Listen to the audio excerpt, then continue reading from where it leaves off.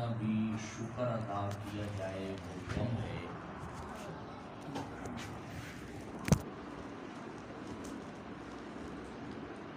کہ اس فتنوں سے بھرے ہوئے دور کے اندر بھی الحمدللہ اللہ کی کتاب کو سننے اور سمجھنے کا شوق نہ صرف یہ کہ ایمان والے مردوں میں ہے، الحمدللہ ہماری مسلمان ماؤں اور بہنوں کے اندر بھی ہے۔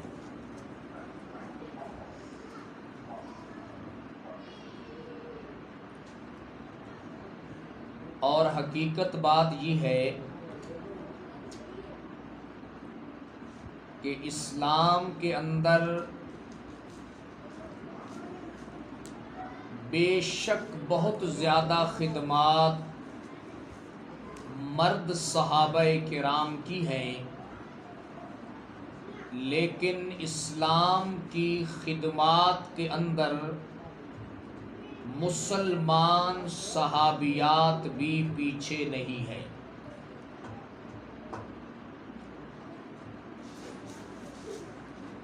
اگر ہماری مسلمان ماں اور بہن قرآن مجید کو سمجھ جائے، اللہ کی کتاب کے مقام اور مرتبے کو سمجھ کر اس کے اوپر عمل پیرا ہونا شروع کر دے، تو اللہ نے اس کے اندر وہ حوصلہ، وہ قوت اور استقامت رکھی ہے کہ پھر اس کی استقامت کے سامنے بڑے بڑے سخت لوگ بھی جھک جایا کرتے ہیں۔ میں ترغیبی طور پر شوق دلانے کے لیے ایک جملہ عرض کرنا چاہتا ہوں کہ ہم سب حضرات حضرت سیدنا عمر فاروق رضی اللہ تعالی عنہ پر بڑا فخر کرتے ہیں، اور ان کے اسلام پر، ان کی خدمات پر ہم بڑا ناز کرتے ہیں۔ لیکن اگر آپ نے پہلے یہ واقعہ سنا ہوا ہے تو پھر تو انشاءاللہ بہت ایمان میں لذت اور مٹھاس پیدا ہوگا۔ اس بات میں کوئی شک نہیں کہ حضرت عمر فاروق رضی اللہ تعالی عنہ کے لیے ہمارے محبوب پیغمبر جناب محمد الرسول اللہ صلی اللہ علیہ وسلم نے بڑی دعائیں مانگی تھی کہ اے اللہ، اسلام کو عمر کے ذریعے سے عزت اور غلبہ عطا فرما۔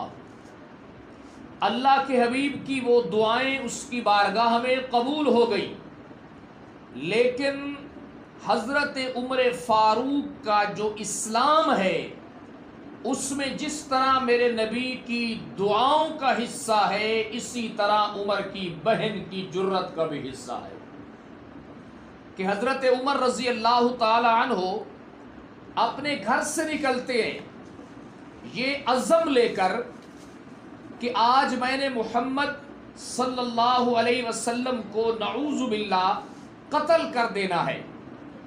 راستے میں ایک صحابی ملتے ہیں، ایمان والے ملتے ہیں، کہتے ہیں عمر کدھر جا رہے ہو؟ میں آج مسلمانوں کے نبی کو ختم کرنے جا رہا ہوں۔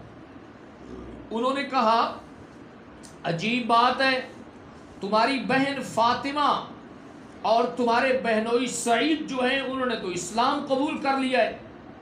اب حضرت عمر فاروق کی سیرت میں اور زندگی میں جو رعب، دبدبا، ڈر اور جلال تھا، غصے میں آ گئے۔ اچھا، جس کو میں ختم کرنا چاہتا ہوں، عمر کے گھر والے اس کے اوپر اسلام لے آئے ہیں، سیدھے اپنی بہن کے گھر میں گئے. حضرت سعید بن زید نے جب دیکھا بہنوئی نے، وہ ڈر گئے کہ آج عمر آ گئے ہیں، اللہ ہی خیر کرے کہ کچھ ہونے والا ہے. مگر ان کی جو بہن تھی فاطمہ بنت خطاب، اس نے کہا ڈرنے کی ضرورت نہیں ہے، عمر کو آنے دو. جب حضرت فاروق اعظم پہنچ گئے، اپنی بہن سے پوچھا کس چیز کی تلاوت کر رہے تھے، کیا پڑھ رہے تھے؟ انہوں نے کہا آپ کو بھی معلوم ہے اللہ نے جو ہمارے نبی کے اوپر کتاب نازل کی ہے اس کی ہم تلاوت کر رہے تھے. حضرت عمر فاروق غصے میں آ گئے، جلال میں آ گئے، اپنی بہن کو بڑا مارا، خون نکل آیا چہرے سے. بالآخر فاطمہ بنت خطاب نے کیا کہا تھا، عمر اگر تو خطاب کا بیٹا ہے تو میں بھی خطاب کی بیٹی ہوں، تو اس سے جو کچھ ہو سکتا ہے کر لے، میں اسلام کا دامن چھوڑ سکتی. بس دعا کریں اللہ ہم سب کی جرت، حوصلہ اور جو ضد ہے وہ اسلام پر لگا دے، اور ہم اس بات پر اڑ جائیں اور ضد کر جائیں کہ کچھ بھی ہو جائے ہم اسلام کا دامن چھوڑ سکتے. اور بالخصوص ہماری مائیں بہنیں بیٹیاں جس چیز کے اوپر اڑ جائیں پھر تو ہو ہی نہیں سکتا کہ کوئی ان سے منوا لے. اللہ کرے عمر فاروق کی بہن کی طرح ہماری ماں بہن اور بیٹی بھی قرآن کے اوپر ڈٹ جائے. بالآخر حضرت عمر فاروق نے ہتھیار ڈال دیے اور کہا لے آؤ مجھے بھی دکھاؤ کیا پڑھ رہے تھے تم.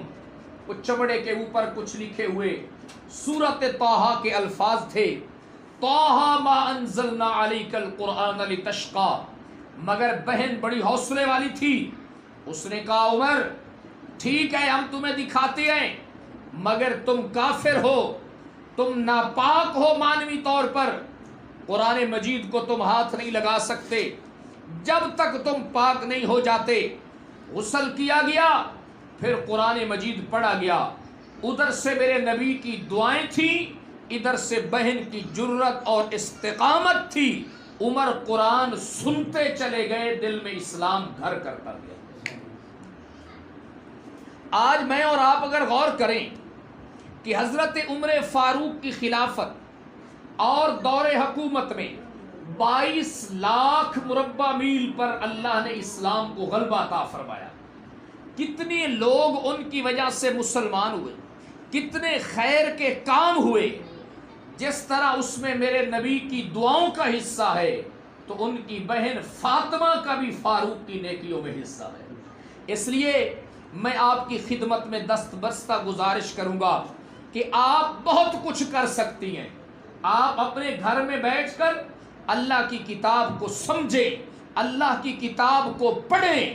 جب آپ نے تہیہ کر لیا کہ گھر کے اندر والد ہے، گھر کے اندر بھائی ہے، گھر کے اندر بیٹے ہیں، گھر کے اندر خامد ہے، وہ ہم اس کو خلاف شریعت کام نہیں کرنے دیں گے. یہ ہو ہی نہیں سکتا کہ مرد پھر گھر کے کام میں رکاوٹ پیدا کر کے خلاف شریعت کام کر جائے. اللہ رب العزت نے آپ لوگوں کو بڑا حوصلہ دیا ہے، بڑی جرت دی ہے، بڑی استقامت دی ہے، اور اتنا کام اللہ رب العزت نے آپ کے ذریعے سے لیا ہے کہ عمر فاروق اس کی خدمت کی ایک مثال بن گیا ہے کہ عمر فاروق رضی اللہ تعالی عنہ.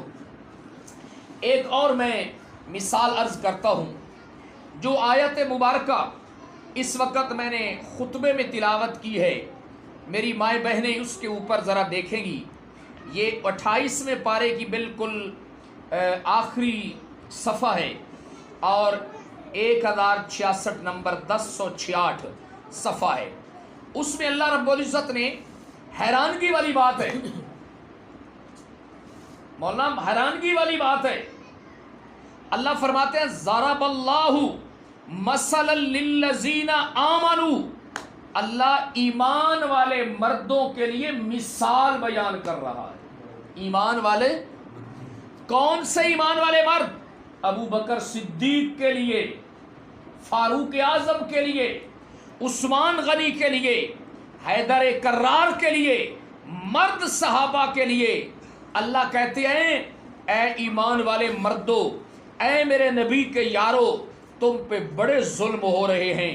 मक्के में तुम पर जुल्म हुए, मदीना में जंगें हुई, तुम्हें बड़ी परेशानियां आईं, लेकिन मैं तुम्हें मजबूत करने के लिए, मैं तुम्हें अपनी बात पर पुख्ता करने के लिए, दीन पर इस्तिकामत के लिए किसी मर्द को बतौर मिसाल पेश नहीं करता, औरत को पेश करता हूं।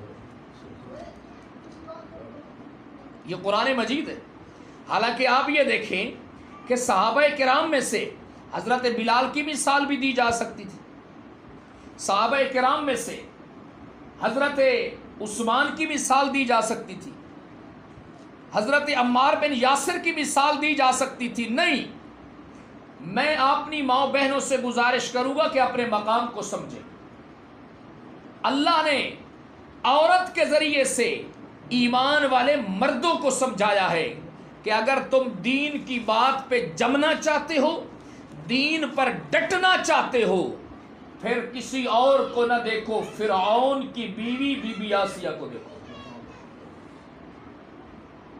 सहाबा को रब ने मिसाल दी है।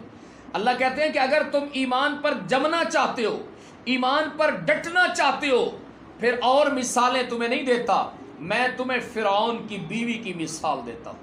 हालांकि औरत मर्द के मुकाबले में जिस्मानी तौर पे कमजोर होती है। औरत जो होती है उसके जिस्म में कुव्वत और ताकत और बर्दाश्त मर्द के मुकाबले में कमजोर होती है। मर्द ज्यादा तकलीफें बर्दाश्त कर सकता है, मर्द आगे से ज्यादा देर तक लड़ाई कर सकता है, औरत कमजोर होती है।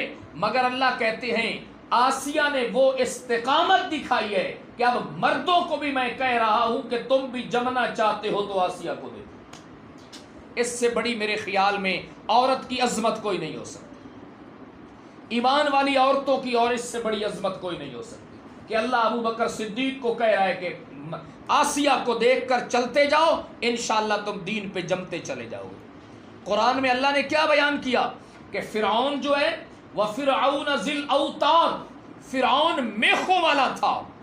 बीबी आसिया के जिस्म में मेखे गाड़ देता था, लोहे गाड़ देता था, मगर बीबी आसिया ने हिदायत को छोड़ा। इसलिए रब ने कहा, एक और अंदाज में मुफस्सिरीन ने लिखा है कि अल्लाह ने मिसाल क्यों दी है बीबी आसिया की, इसलिए मर्दों की बनिस्बत दुनिया की चीजों की असैश औरत को ज्यादा पसंद होती है। औरत को कमरा खूबसूरत होना चाहिए, मकान खूबसूरत होना चाहिए, ये मर्द के मुकाबले में औरत की ख्वाहिश ज्यादा होती है। लिबास, कपड़े आला से आला होने चाहिए, मर्द के मुकाबले में ये औरत की ख्वाहिश ज्यादा होती है। खाना अच्छे से अच्छा होना चाहिए, मर्द के मुकाबले में औरत की ख्वाहिश ज्यादा होती है। अल्लाह कहते हैं सहाबा, अगर तुमने मक्का छोड़ा है, ठीक है ये भी कुर्बानी है, मगर आसिया की कुर्बानी देखो कि बादशाह वक्त की बीवी है, सारी ख्वाहिशात उसने छोड़ दी है। फिरौन ने फिर बीबी आसिया के साथ जुल्म किया ना, अपने महल से निकाल दिया। देखो एक शहजादी है, बादशाह वक्त की बीवी है, मलका है, जिस महल में पहले उसका हुक्म चलता था, आज उसे उस महल से निकाल दिया। आम घर से नहीं निकाला गया मदनी साहब, महल से निकाला गया। और औरत के लिए जो किसी जगह पे मलका हो, जहां पर उसका आर्डर चलता हो, सारा महल उसका हो, और फिर बादशाह का महल हो, वहां से उसको निकाल दिया जाए। और पहले जिस नर्मो नाजुक बिस्तर के ऊपर वो सोया करती थी, आज उसे वो बिस्तर भी नसीब नहीं है। जितना आला उसको लिबास मुयस्सर था, वो भी उसको नसीब नहीं हुआ, कुछ भी नहीं हुआ, और उसे जनाब वाला तकलीफों का निशाना बनाया गया।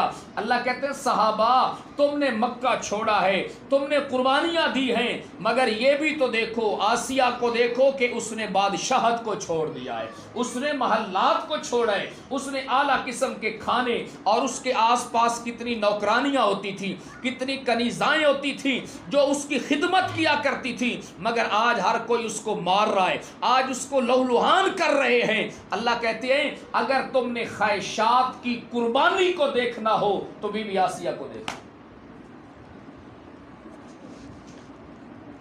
آج ہمارے لیے دین پر چلنے میں، دین پر عمل کرنے میں سب سے بڑی رکاوٹیں کیا ہیں؟ ہماری نفسانی خواہشات ہیں، ہماری نفسانی خواہشات ہیں۔ آج ہم حرام کی طرف کیوں جا رہے ہیں؟ ہمارے گھروں میں حرام رزق کیوں آ رہا ہے؟ ہماری نفسانی خواہشات ہے کہ گھر اعلیٰ سے اعلیٰ بن جائے۔ مرد کو بھی کوئی فکر نہیں، عورت کو بھی کوئی فکر نہیں، ان کو بھی ہوتی ہے کہ شام کو جو ہم نے کہا ہے وہ آنا چاہیے، خواہ وہ حلال کا ہو یا حرام کا۔ اللہ رب العزت نے جتنی عزت اور احترام قرآن میں ایمان والی عورتوں کو دیا ہے، آدمی حیران ہو جاتا ہے کہ اللہ نے مردوں کو مثال دی ہے دین پہ جمنے کے لیے۔